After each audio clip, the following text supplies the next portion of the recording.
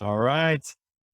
Andy. Hey, Jeff. First So, episode ever yeah, of Key and Points. Very exciting. yeah, for sure. Not the last, I'm sure. Yes, nonetheless. Let's get into it. I guess Yeah, since it's our first episode, we should probably introduce ourselves. Don't you sure. think? All right. Yeah, yeah. Why don't you go I'll, first? I'll go first. This All is right. my doing. This interview. So I'm Andy Rogers, VP of Business Development at Key Tech. Been here 15 years. One of the graybeards, literally. Kind of. I'm Jeff Gunnarsson. I'm a electrical engineer, senior electrical engineer and partner, and also I'm not great quite yet, but I'm in the double digits. So just have my tenure here at Key Tech. Awesome. So the topic, the grand reveal here is, we want to talk about our diagnostics customers Yeah, developing assays, right? We're thinking of startup companies and companies that are really just trying to get on the market with a diagnostic assay. yeah, Think COVID diagnostic or infectious disease diagnostic. yeah. What is it that that our customers need to be concerned about when they translate from the bench to the real world, right? Right. Yeah, 'cause it's a different world for sure. Yeah. Yeah. So I'm usually the one that's like meeting them for the first time. They're very excited and I still learn a little bit about it. And then I bring Jeff into the And room. then I got to deliver on all your promises. Well, before we commit, there's usually that dialogue, right? Yeah, yeah. So we want to talk today, right, about kind of how to approach these assays, right, that have been demonstrated on a bench in a lab, There it university is. lab, or a global company's lab, for example, Yeah. and what do you need to focus on from a risk perspective? How do you de-risk what's been demonstrated in a lab and, build the foundation for a successful commercial product? De-risking assays for automation, right? Yeah. So what are the areas that we focus on when we're meeting with customers for the first time? They're really excited about getting to the market, they're fundraising, or they've gotten some money to start. They've demonstrated feasibility, and now they're ready to kind of build a platform around. And again, I'm usually on the phone with these prospects to start. Again, very excited about getting to market, and having been through many projects, observing here at Key Tech, I always ask like these simple questions of, what are your goals? And something as simple as that, like it's hard. Sometimes people are Yeah. thinking about, what are your commercial goals? What does success look like? Yeah. Um, Yeah. It's easy to get lost in the weeds on the technical details of this kind of thing. And you sometimes forget to step back and think about the big picture. And, like you said, goals, what are you actually trying to accomplish? right, right. Yeah. So working backwards, right? So what are the key things to think about? Like working backwards, something as simple as, where are you going to field your platform, right? Is it Yeah. in a hospital? Is it in a lab? How much is it going to cost? Yeah. Simple Yeah. things like that, right? Yeah. Or where your value is really. I mean, that's the Yeah. bottom line question. You can try to make a sort of over the moon, fantastic product that does everything. But at the end of the day, you kind of have to pick where your focus is and what value you're bringing and like you said, work backwards and try to develop that first. Yeah. And I think what goes along with that, yeah. What is your special sauce, right? Like what Right. makes you better than your competitors? But Right. we could dig into that a little bit more a little bit Yeah. later. But to me, it's like, what does success look like? When are you going to get on the market, right? Like, what is Yeah. that window? Yeah. And are you going to compete if you get to market, Right. early or late? Like, what does that look like? Yeah. We ask those questions a lot. And usually it's, maybe an upgrade from, a prior, if for more established company, maybe it's an upgrade of a prior platform. So they kind of know like what it takes to get there. Right. Yeah. Or I mean, it's an upgrade, or sometimes I think of it as, looking at what isn't there, or what your niche is, so you could upgrade a product, but if you're taking an assay time and compressing it by 10%, it's a hard sell to tell a lab director to wipe out his old gen and replace with your new product to, get a few more minutes out of your assay. Whereas if you can find something that's not being done at all, you can capitalize on that opportunity. And that focus really drives your development. Right. Yeah. Create the market that Yeah. really doesn't exist. Yeah. Right. Yeah. Right. So they're thinking through what commercial success looks like, but what are the kind of the risks at play, right, for this platform. And that's where I think, Jeff, you particularly, you're leading our systems engineering group at K Tech. But I mean, we all have sort of a systems approach to things. But can you just talk a little bit about like why a systems approach kind of makes sense for something like this, for an assay that needs to be automated to get to market? Yeah, yeah, of course. And it's kind of like you say, we all have that systems mentality here, but the sort of process development of it is kind of putting pen to paper and trying to sort of elucidate what that actual process is that we've internalized. But part of the reason it's valuable to take that systems approach to development is, yeah, you're really balancing priorities, right? So every department or every discipline has kind of their tunnel vision focus on what they're trying to do, and all of those things are important. But when you're thinking about things through a system perspective or system lens, you're trying to balance those priorities and find out which ones the most important for that program. I remember I had this visual in my head of it was a diagram in a textbook from a grad course I took one time about systems engineering, where it was showing a view of an airplane or something for what every department would think of, as the perfect airplane. Of course, marketing, it was this, beautiful thing with, really good paint job. It looked like it was from, 100 years into the future. And, the engineering department, it was like a perfectly balanced, symmetrical on these gimbals, airplane. And of course, the budgeting and accounting department, it was like two planks nailed together, right? So, so it had a lot of truth to it. It kind of stuck with me that, every one of those perspectives on how a product should be developed is a valid perspective, right? You can't build an airplane or build an IVD device that's going to bankrupt your customers. But you do need to kind of balance those priorities. So for me, it's about balancing. And of course, if you're thinking at a systems level, you're thinking about what are the risks beyond, the just the cost of the instrument or the budget, or what are the risks beyond, for me, the electronic side is what I think about a lot. So it's about risk and balancing of priorities. Right. Yeah. And I totally agree that, that perspective is what you need, particularly when you first meet with the customer and their assay needs to be held to extremely tight tolerances, plus or Yeah. minus 2.5% Yeah. on volume and temperature ramp rates, that are almost unreachable at times. But yeah, that's their world, right? That they're coming Right. from, of like showing that you can diagnose where, run your assay appropriately. And our worlds kind of collide, which I think is kind of an interesting and healthy sort of dialogue to say, all right, well, here's the practical limits of from a systems engineering perspective to actually Yeah. automate this assay. And then to me, I think it was on a call a couple months ago with Melanie and one of our mechanical engineers here, and it was kind of like, okay, that's great. Now here's reality. Here's what we can actually do. Yeah. And getting back to the timeline, core rate market window question. Right. How much Yeah. do you want to invest, and what are the trade offs of time to result or whatever it was that I can't remember the details of that client, but yeah, I mean, there's always this active dialogue throughout, Right. particularly early on, of like, how can you relax some of these requirements, or which ones are sort of like, if we don't hit that from a performance perspective, we don't have a business. Right. And so I think, to your point of having sort of that systems perspective, it's important to weigh those trade-offs, Right. early on in the discussions. Don't you agree? Yeah, totally. And what you're talking about, you're kind of hinting at a few examples of things you need to think about up front and weigh the risks and kind of get out ahead of these problems. Um, Although it's, I try to remind myself that it's easy to sit here and pontificate about all the things you need to worry about, but at a certain point, if you're, the CEO of a company, or if you're directing a new program, you kind of get fatigued if you're, watch out for this, watch out for that, do this early, do that early, invest in that. You do have finite time and attention and resources.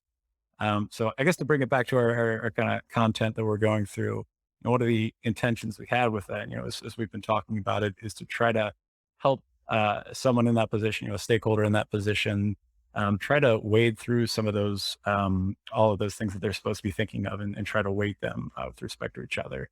And we kind of grounded all that in a product strategy, right? That was sort of the groundwork. All of these things are important, but you have to weigh all of those things against what your product strategy is in the first place.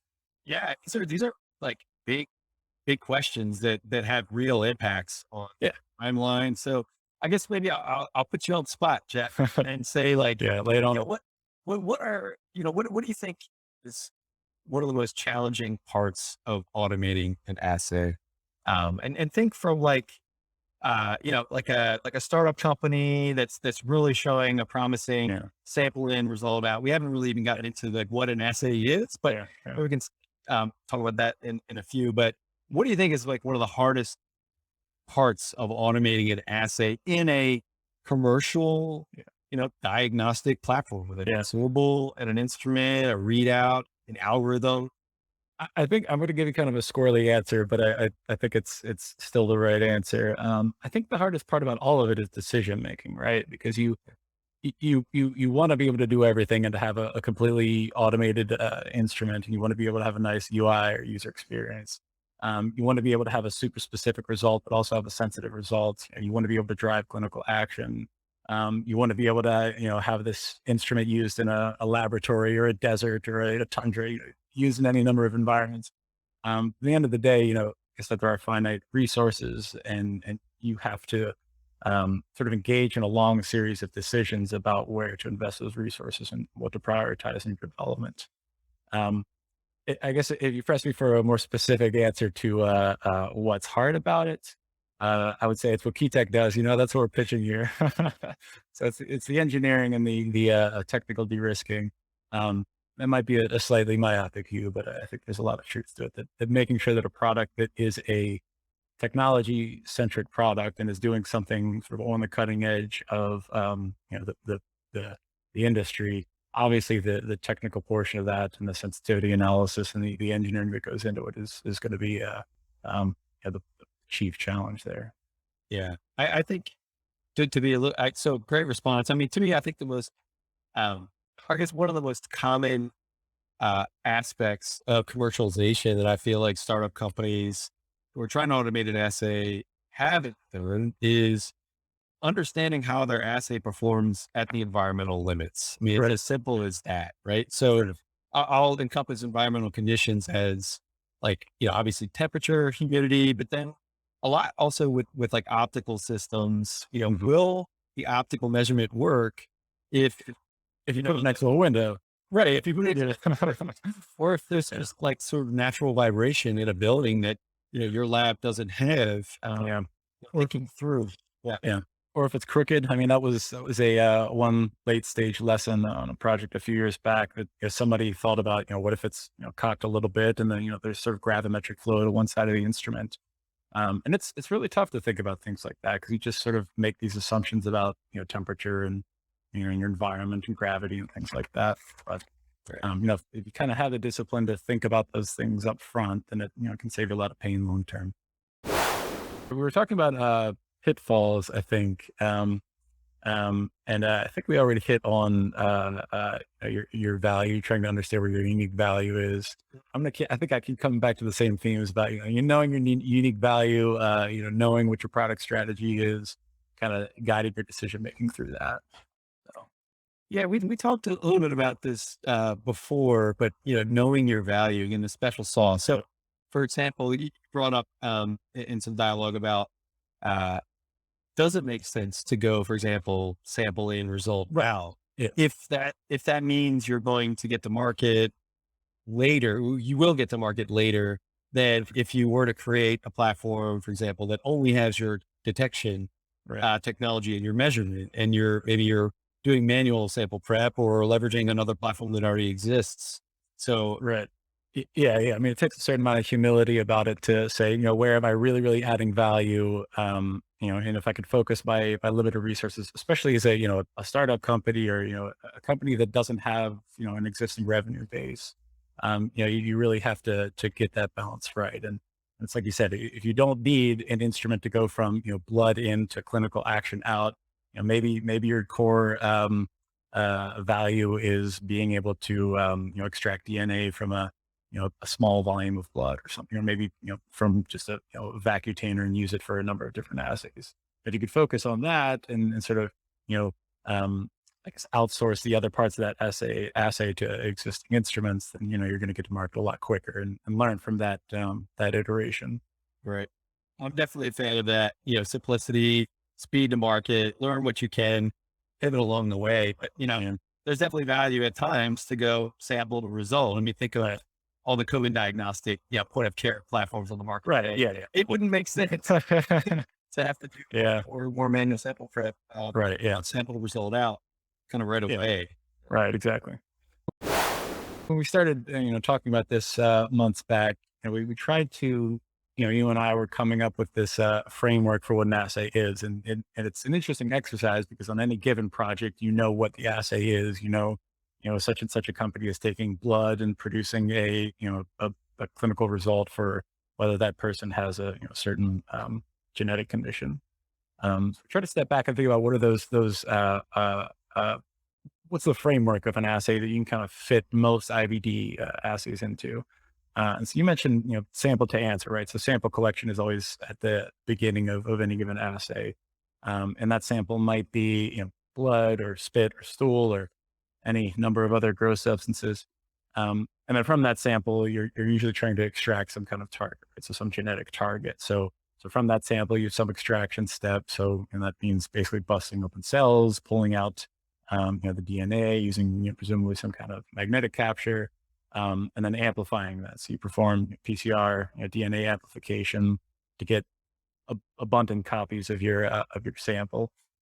Um, and from there, I thought this was kind of where it was a neat exercise, that we did. It kind of bifurcated into sort of targeted detection, where once you have your amplified sample, you're looking for a really specific genetic marker, let's say. And so it's more of a detection paradigm. It's either binary there or it's not there. But the other path and one that's more prevalent as is getting cheaper is sequencing itself. That you sort of get the basic target you're looking for, and then just sequence the whole thing, and then you have that data and can perform the analysis on that genomic data. So it kind of bifurcates in those two paths, but both of those, most commonly are driving some kind of results, some kind of information that's driving clinical action, and that's sort of the key output of really any IVD assays. It's not just the information, but what clinical action does it drive? So is it does a diagnostic call for a disease? Is it, whether or not you have COVID? So that is the kind of full framework from sample collection to clinical action. And of course, as we're talking about, sometimes it only makes sense for a particular product to focus on. Maybe it's just that analysis. Maybe there's some way you can just get raw data and you have an algorithm that's unique or adds value beyond anything else out in the market. Or maybe it's just a sample collection step that makes it so that you can maybe get tested for COVID without having to get a Q-tip stuck up your nose. So there's kind of space within that framework for innovation and then focus and value add, by any number of um, companies or approaches. Right. Oh, it sounds pretty easy, Jeff. You just laid it out. Yeah, no problem. Then you just automate that. Yeah. So, Yeah. so you've worked on like cartridge-based diagnostic platforms and sort of liquid handler platforms. Right. Right. Can you just talk at a high level about, at what point, and maybe even hybrid ones. So at what point is that decision made? Because I think that really does drive de-risking efforts, right? Like if you have an assay, most of the time it's been automated in a lab, either by manual pipetting or by an off-the-shelf sort of like large liquid handler. Yeah. What decisions need to be made to help drive like that high level architecture, and then further that then drives a whole host of other risks Right. to look at. Yeah. Yeah, I mean it's a big question with a lot of answers. I mean that's what we spend months at the beginning of a IVD development project thinking about, and I think that's where we have these. We're talking about this assay automation framework or de-risking framework for assay automation, and we've kind of come up with these lenses to look at that problem through. And I think the answer to your question, it sort of depends on what lens you're applying, right? So one of those lenses is, a technical sensitivity analysis. So, it's looking at, your assay works in a lab where it's 22 degrees, but how well does it work at 24 degrees or 30 degrees or 35? And how are those limits of that technology related to the environment that you actually need to use it in? So that's just an example of where, that particular priority is, as kind of a focal point, I guess. Yeah. I Yeah. mean, it was kind of a trick question of Yeah. when you just described an assay, right? And Yeah. someone was like, I want to take this and put it on the market. And obviously we apply these lenses to look at the risk but ultimately these lenses drive you to like some sort of architecture, like liquid handling Yeah. So, or cartridge yeah. based. For this. So I think I feel like going in, you kind of have an idea of what the architecture is going to be. But yeah, you sort of answered it. So if it's like um, very precise fluidic handling and maybe higher throughput, you didn't mention that, but maybe that's more of like a liquid handler sort of architecture, and maybe if it's more in like a central lab versus if it's in a remote setting, and your fluidic controls and temperature controls maybe don't need to be as precise. Maybe more of a cartridge and a lower throughput, maybe more of a cartridge architecture will work. However, Yeah. you need to answer those questions kind of pretty early because each one of those paths really does have pretty significant, de-risking to do as well. Yeah, yeah. I mean, if you think of assay automation as strictly that you've got, let's say an assay that your lab or maybe a number of labs have been performing for years. It's literally pipettes by hand with pipette tips into test tubes, and you put it into a amplification device. If that assay has existed for a while, and it's really just a matter of automating that assay and freeing up your tech time or increasing the throughput of your lab, that's obviously a totally different challenge from taking a new assay that you kind of have in the bench, but you haven't had any kind of like FDA approval on it, and you're trying to make it useful for point of care in a remote environment where it might be 35, 40 degrees Celsius outside. So both of those kind of assay automation, but obviously very different challenges. Right. Right. So Yes. Clearly, the lenses are, just that. What we're looking through yeah, as a systems lead on programs, right? To correct, evaluate what it takes to get that assay on the market. So we've got correct. strategy, we've got, Yeah, scale, we've got temperature control, we've got fluid control, easy um, use. Yeah. oh yeah, we haven't talked about that at all. Yeah, that's yeah. That one's a good example. We haven't really talked about that. I mean, the whole motivation for enumerating these lenses was, it's really easy for you and I to sit down in a meeting with a potential client and throw 100 things at them that they ought to be thinking about, or ask 100 questions that maybe they have good answers to, or maybe it's the first time they're thinking about it.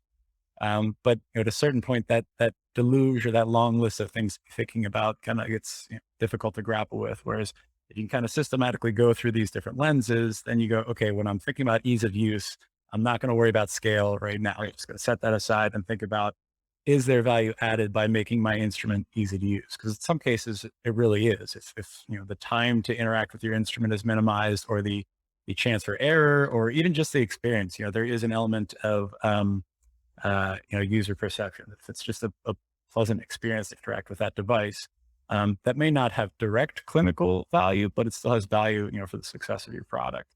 You can kind of focus on that and separate out all the other things. You can kind of get to the core of, where is my value in terms of making this an easy to use instrument? Because it might also be the opposite, that maybe your value add isn't making an easy to use instrument. Maybe it's just automating an existing assay and making that go faster.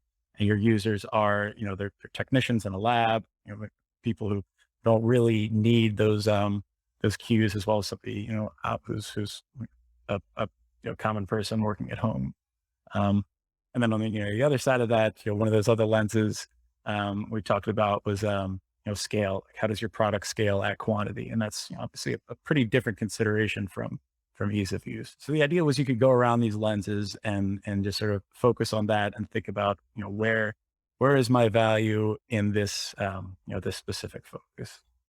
Yeah, and you brought up a good point, something that we haven't really talked much about, but like scoring and valuing these lenses. I mean, to me, like what's most important, right? And what should you focus on, right? So, to me, when you sit down and look at something you're trying to take to market, clearly product strategy is paramount. If you don't have a plan to get to market, you don't have a business. Right. Um, Then I think probably a close second, not even getting to the technology side, is just, yeah, ease of use. I mean, you mentioned it, like maybe, ease of use. If you're not, if your measurement isn't maybe, for example, more precise than your competitors, but your product is easier to use, there is significant value in that. But yeah, then that drives a whole host of, usability evaluations you need to do, should do, to show that even if you cut some steps out of prepping your sample, running your assay, that you still get the result you're looking for, compared to your competitors. So for real ease of use,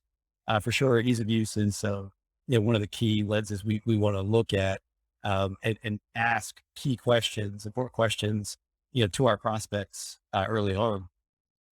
Or you could think about it in a converse sense where thinking about specifically ease of use helps you to suss out whether that's not a priority you should have, right? So Right. it's tempting to think, everybody wants a nice user experience, a nice user interface, it's sort of Apple like touchscreen interaction and nice GUI and everything else. And those things are great to have, but they do require investment and resources. And it may not be the area where you're gonna get the most value out of that investment. One of my favorite, uh, you know, I guess we'll call it a little, it is a lens, is, we just get back to the situation of, okay, you're trying to automate an assay. Maybe you've never done it before, trying to go to market. Um, how are you actually going to test, that your assay will work, at scale? So Right.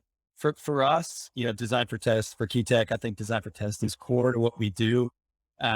Keeping your assay perhaps in like a planar orientation where you're doing testing, so you can actually watch the assay go through its steps, Yeah. I think is pretty critical. But I think that's one that's pretty often overlooked, to be honest with you, where, if you jump to kind of integrating your assay onto one cartridge, for example, and you put it in your prototype and it's not working, how do you unscramble that egg, right? Yeah. To know what's not working for. Yeah.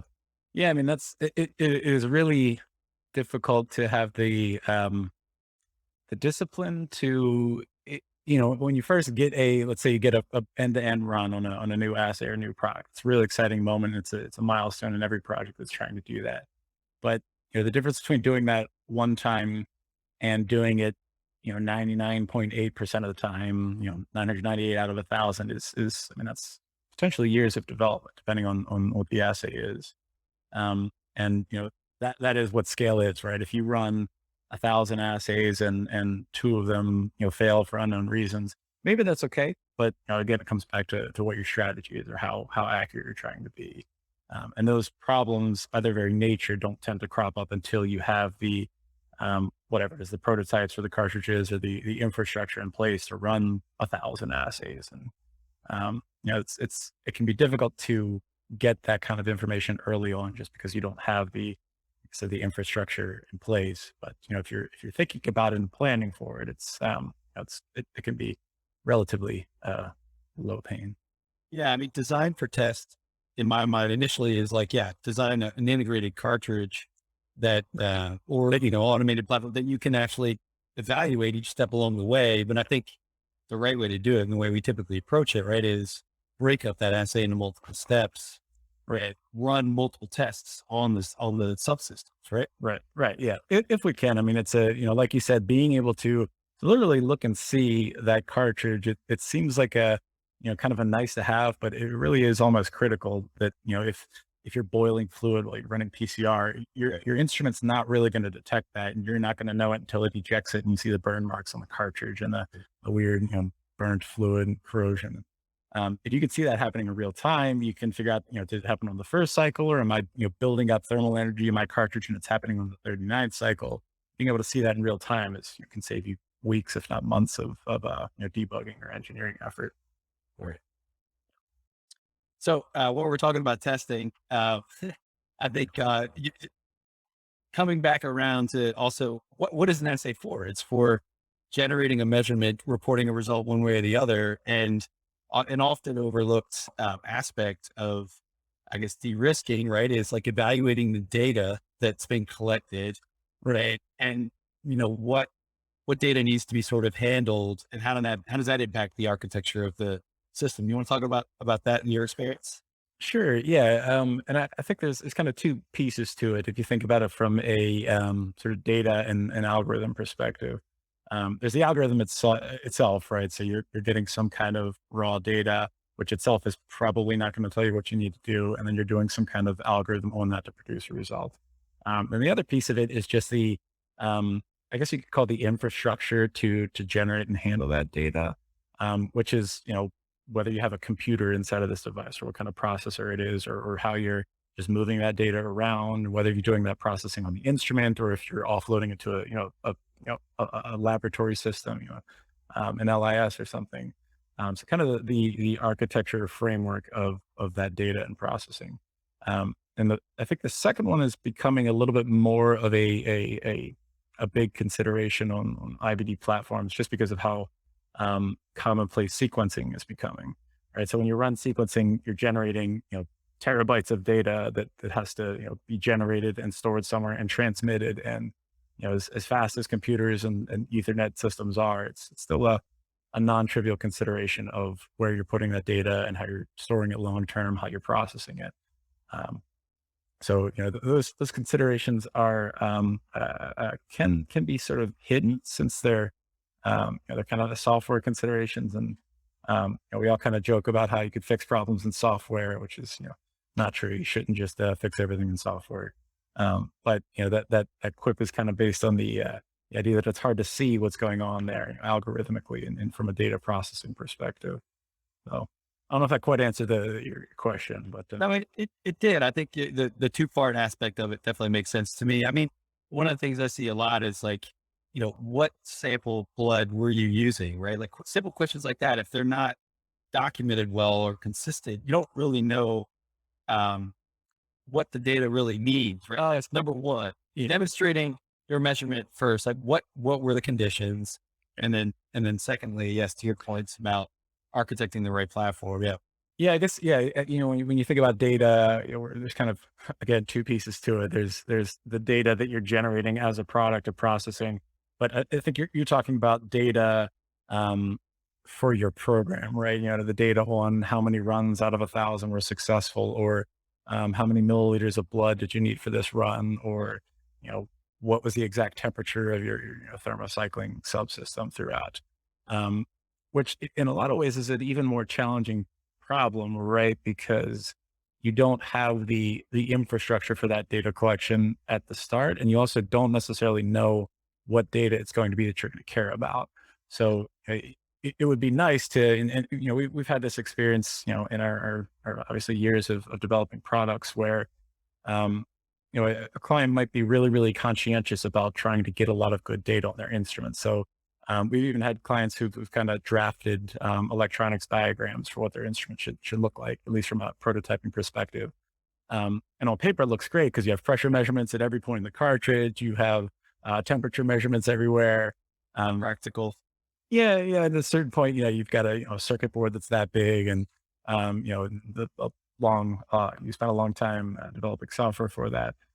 So even in the prototyping phase, there is a sort of trade off, or cost benefit analysis to be done on how much do you care about gathered data versus how quickly do you want your prototype so that your assay team can start developing that automated assay on your platform. Yeah, deep thoughts. Yeah, Yeah, it's a lot. yeah, and I think that's a great point to kind of circle back to this systems approach, right? Like all these things need to be considered. How long until not only until you get to market, but how long until you get a platform or subsystems to actually feed on them and get data to inform kind of the next phase of development. We're supposed to say like and subscribe now. Is that Yeah. Yeah, make sure to click that like button, and yeah? Swipe up. yeah, or left or right. Yeah. Instagram. Cool. I think we did it. All right, man. Yeah, Yeah. we're good. The first episode of Key Points is a wrap. Yeah, 100 bucks. Cool. All On to the right. next one. We'll see. I think you're good. I think you're good for a while. All right, all right. Tune in next time. All right. Take care, everybody.